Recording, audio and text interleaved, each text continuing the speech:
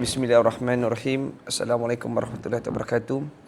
Hari ini saya ada terima satu aduan berkaitan dengan satu mangsa, saya punya klien lah.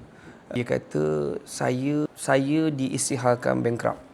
Saya tanya dengan klien saya, selama ni anda pernah terima apa-apa surat tak yang mengatakan anda dituntut oleh mana-mana agensi bank ke ataupun siapa yang anda berhutang ke apa semua. Dia kata dia tak pernah. Tahu-tahu kena bankrupt. Okey, dia macam ni. Saya nak bagi tahu Yang pertama, kita kena mengenal pasti hutang kita. Kita kena mengenal pasti semua hutang-hutang yang kita buat. Jadi bila apa-apa perkara yang kita berhutang, maka kita kena buat satu checklist lah. Kita buat listing, kita breakdown semua hutang-hutang kita. Sama ada kita berhutang dengan banks ataupun kita berhutang dengan syarikat, kita berhutang dengan supplier, apa pun kena buat breakdown semua benda ni dan pastikan kita masih ada berkomunikasi dengan mereka. Contohnya kalau kita ada hutang dengan bank, perkara yang perlu kita buat adalah kita kena berikan alamat terbaru syarikat kita. Kalau kita tukar pejabat, kita kena berikan nombor handphone terbaru kita kepada syarikat, kepada pihak bank. Kita kena bagi email terbaru kita kepada syarikat bank. Sebab sekarang macam ni, ada yang mereka bila chase kita, cari kita, bila mereka buat carian tentang kita, mereka tak jumpa, mereka akan ikut segala proses perundangan dan akhirnya bila mahkamah putuskan kita tak pernah hadir ke mahkamah, tahu kita dah bankrupt. Sebab mungkin bank yang kita hutang ni kita dah tak bayar 2 tahun. Bank dah try to reach kita, call tak, kita tak jawab. Bank dah try berhubung dengan alamat yang kita bagi, hantar surat pun tak ada respon. No responsif. Jadi itulah sebabnya flow mereka untuk kita lebih mudah untuk dibankruptkan kerana kita tak pernah ada respon, kita tak pernah ada reply ke atas surat-surat. Sebab saya beritahu terus terang, bank ni pun tak zalim mana pun. Memanglah ada sebahagian bank tu memang kadang-kadang dia memang bukan tak ikut flow, dia ikut flow tapi dia nak percepatkan, dia tak mau berunding dan sebagainya, tu ada. Tapi kebanyakan bank datang buat appointment untuk runding balik. Dulu kita pinjam loan, katalah kita buat personal loan, kita buat housing loan, kita housing loan, dah tentulah kita memang akan mudah untuk detect sebab surat memang sampai kat rumah yang kita duduk. Tapi macam personal loan, business loan yang kita buat, jadi ini semua saya bagi tahu, bila kita berhutang, bila kita tak mampu bayar, kita kena berhubung dengan pihak bank untuk buat restructuring kita punya hutang. Janganlah kita pergi lari, janganlah kita pergi tinggalkan, begitu saya tak boleh bayar sebulan ni saya bayar 1,500, saya dah tak ada kemampuan, tak ada kerja. Saya dah, kalau orang buat bisnes sebulan sebulan ni saya bayar 4,500, sekarang saya dah tak mampu bayar, saya nak minta restructuring. Bank akan toleransi dalam bab tu, kecuali benda-benda yang tak masuk akal lah. Contohnya engkau nak minta bayar sebulan RM50 ke apa, benda-benda yang tak masuk akal mungkin. Tapi sebab tu saya bagi tahu, kebanyakan saya bagi tahu kepada klien saya, sebabkan bankrupt ni adalah kerana puncanya adalah kita ignoring. Kita ignore. Kita berhutang, kita tak nak. Kita tak, yalah memang saya faham kadang ada orang ni lost, dia dah rasa macam tak tahulah macam mana lagi nak cari duit untuk bayar hutang. Itu pernah terjadi kepada syarikat saya juga, pernah. Tapi apa yang perlu kita buat adalah kita kena berhubung dengan orang-orang yang kita berhutang, termasuk dengan pihak bank, supaya bila kita dihadapkan di mahkamah, kita sahkan kehadiran kita di mahkamah, kita lewatkan kepada mahkamah, kita beritahu kepada pihak mahkamah. Mahkamah ni ada toleransi. Mesti ada toleransi, bagi tahu dulu saya bekerja, sekarang saya tak bekerja, tu nombor satu. Dan dulu bisnes saya jalan dengan lancar, saya sekarang tak berjalan dengan lancar. Saya dah tak mampu dah bayar setiap bulan macam ni. Sama juga kalau kita berhutang dengan supplier apa semua, tolong respon. Kalau pihak supplier ni tarik kita pergi mahkamah, pergi ke mahkamah, ambil peguam, pergi ke mahkamah, buat, yalah dia macam lawan lah, memang lawan lah, tapi lawan untuk merayu, bagi tahu sekarang perniagaan saya dah tak berjalan dengan lancar, jadi saya minta untuk kurangkan bayaran ni, boleh tak saya nak buat bayaran secara bulanan, boleh tak saya nak buat bayaran dengan begini.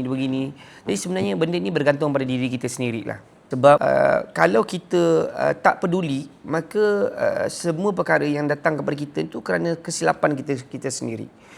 Sebab saya pun sama, kerana syarikat saya berjalan dengan lancar waktu tahun seketika. Lepas tu tiba perniagaan tak berjalan dengan lancar, supplier tak, kita supply barang-barang, orang tak bayar kita tak boleh bayar supplier, itu semua berlaku. Tapi pertama, kalau ambil jalan untuk berunding dulu, rundingan ni dibuat, maka barulah kita pergi kepada next move, kita pergi ke mahkamah, bawa ke mahkamah. Sebab dia macam ni je, hujung pangkal tu dia nak selesai masalah hutang di antara penghutang dan pemihutang, itu saja. Dia punya penyelesaian tu dekat situ, hutang dan pemihutang ataupun supplier, semua yang berkaitan Hutang dan piutang ni boleh diselesaikan di luar mahkamah, tapi kalau nak selesai mahkamah pun jalan yang sama juga. Last sekali hakim akan panggil kedua-dua belah pihak, panggil plaintiff dengan defendant, duduk bincang bagaimana nak cara dengan lebih baik. Sebab sekarang ni tentang hutang. Jadi kena bayar. Nak tak nak kena ni. Cari jalan yang mahkamah juga akan putus. Okey, kalau ada persetujuan untuk bayar bayaran bulanan secara sekian, maka mahkamah akan buat satu consent judgement. Consent judgement ni adalah perjanjian di depan hakim. Maka kita ikutlah. Banyakkan orang yang berhutang, supplier ni semua lari. Akhir-akhir dia menang, tak nak menyelesaikan masalah tu dengan cara yang paling baik. Sebab saya yakin supplier pun faham. Lari tak nak bayar hutang, tak nak berhubung. Kaitan dengan tuntutan kepada kita yang di luar munasabah. Maksudnya bukan munasabah punya tuntutan. Contohnya, kita berhutang dengan supplier ni RM300,000. Contoh, bila dah memang kita memang dah tiada kemampuan. Akhir-akhirnya apa-apa sahaja supplier ni akan cari jalan tengah untuk memastikan kedua belah pihak win-win situation. Sebab tu saya bagi tahu kalau isu-isu bankruptcy ni sebenarnya kerana kita tak peduli pada hutang kita. Itu nombor satu lah. Lepas tu yang kedua pula, saya bagi tahu tekan diri kita, jangan lari daripada keadaan, jangan lari daripada hutang, jangan lari daripada ni, sebab ini adalah proses hidup kita. Jadi insya-Allah semoga memberi manfaat. Jadi memang memberi tekanan yang berat. Sebab nak berniaga tak boleh, nak berurus niaga tak boleh, macam-macam. Sama juga kepada personal yang bukan company pun sama. Bila dia dah kena tindakan bankruptcy, kepada personal dia pun jadi masalah. Jadi sebab tu saya bagi tahu, tiba supplier ni tuntut dekat mahkamah RM600,000. Ni saya nak bagi tahu. Perkara pertama kalian kena buat adalah ambil peguam, kita dipanggil untuk pergi ke mahkamah, kita tak pernah peduli. Pergi defense dekat mahkamah. Pergi defense, sahkan kehadiran di mahkamah untuk lawan balik, untuk menyatakan bahawa saya berhutang RM300,000, bukan RM600,000. Saya berhutang RM10,000, bukan RM100,000. Jadi, bila kita tak pernah peduli ke atas nilai RM600,000, sebenarnya kita dibankruptkan. Itu juga terjadi. Dan sebenarnya, kalau jadi kes-kes macam ni, sebenarnya dia ada satu kelewatan. Lantaklah apa nak berlaku-berlaku. Tak boleh.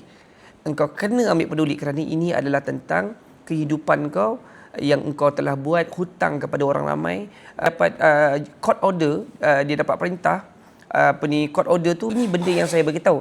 Akhirnya kita tak boleh nak bayar perintah yang diberikan. Contohnya kau sebenarnya hutang RM300,000 je, tapi disebabkan perintah dah diberikan RM600,000, engkau kena bayar untuk RM600,000 secara bulanan. Melainkan adalah kita tak ada perkara lain yang kita boleh buat, melainkan kita ambil lawyer untuk buat rayuan untuk bayar secara bulanan, tapi dengan sebab bila kita dah dapat satu perintah dalam negara kita, perkara pertama adalah reply surat mereka. Kalau kau tak ada lawyer, kau reply daripada surat company kau dulu. Mungkin tak ada bajet, ambil reply daripada surat company. Tapi kalau nampak gayanya bila lawyer tarik juga pergi ke court, kau kena ambil lawyer, kena ambil peguam untuk defend diri korang kat mahkamah. Cari lawyer yang memang ada kemampuan dan juga nampak kau nak rayuan untuk lawan balik, bawa ke mahkamah. Contohnya kau kena saman kat mahkamah section, kau nak bawa ke mahkamah tinggi, nak bawa ke federal court, apa whatever lah.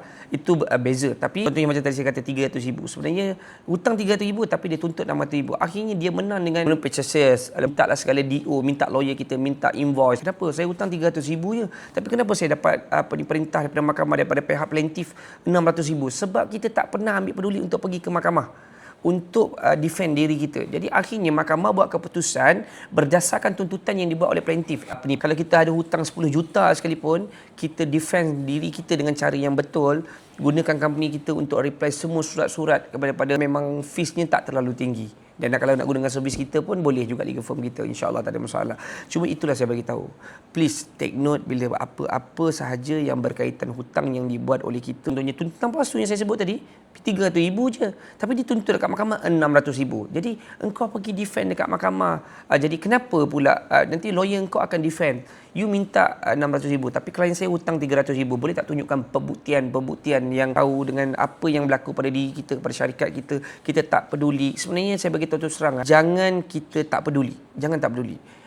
Hutang ataupun tuntutan DO, benda ni boleh defense. Tapi yang menjadi masalah ni, kenapa kita boleh kena bankrupt? Sebab kita tak pernah peduli pun pasal hutang kita. Kos ni akan jadi lebih tinggi. Sebab tu saya bagi tahu, bila kita kena apa tuntutan daripada pihak-pihak legal firm, beli masa, kita boleh cari masa berhutang. Jelas mengatakan klien saya berhutang RM600,000. Semua orang berjaya dalam hidup ni, rata-rata ujian mereka bukan ujian-ujian yang kecil. Jadi mintalah kepada Allah kelembutan dalam ujian, mintalah kepada Allah kasih sayang dalam ujian. InsyaAllah Allah akan bantu.